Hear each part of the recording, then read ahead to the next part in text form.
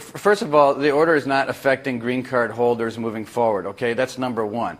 I'm confused. But I want to get. You keep saying going forward. You just said it did. I'm confused. You said it does. Green card holders. If you would just slow down for a second and listen, and then I could answer your question. Impact. I understand that, but you've twice confused me, so I'm trying to understand the clarity. It's because you don't stop talking, Chuck. I love you, but I mean, let me answer the question. Well, let me ask about the executive order, because the countries chosen, and I know you say this is countries that were codified by Congress, chosen by the Obama administration.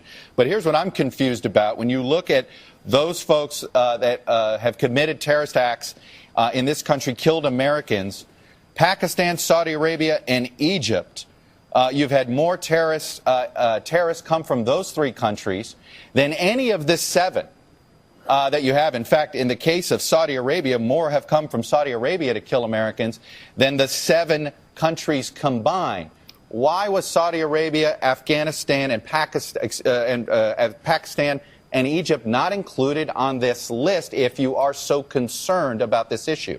We are concerned about the issue, Chuck, and that's why we put these 7 countries initially into the executive order that were identified previously by Congress, by both the House and the Senate, and the Obama administration as being the 7 most watched countries in regard to harboring terrorists. But you bring up a good point.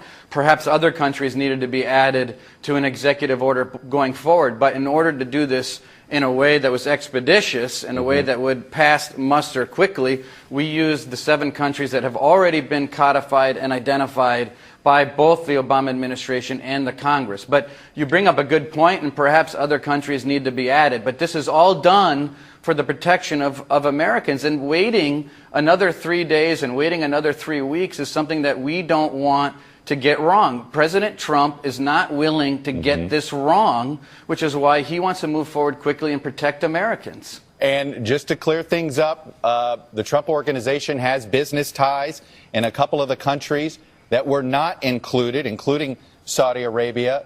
Did that have any impact on why Saudi Arabia was not included on the list? Of course not, Chuck. Just like I said very clearly, the countries that were chosen in the executive order to protect Americans from terrorists were the countries that have already been identified by Congress and the Obama administration. That does not mean that other countries wouldn't be added later to a subsequent executive order.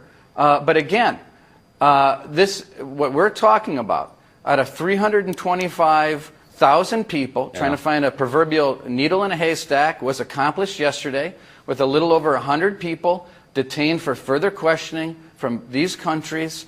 People are moving out of the system and moving forward. This obviously is going to be, I believe, a very smooth and effective operation for the safety of Americans across the country.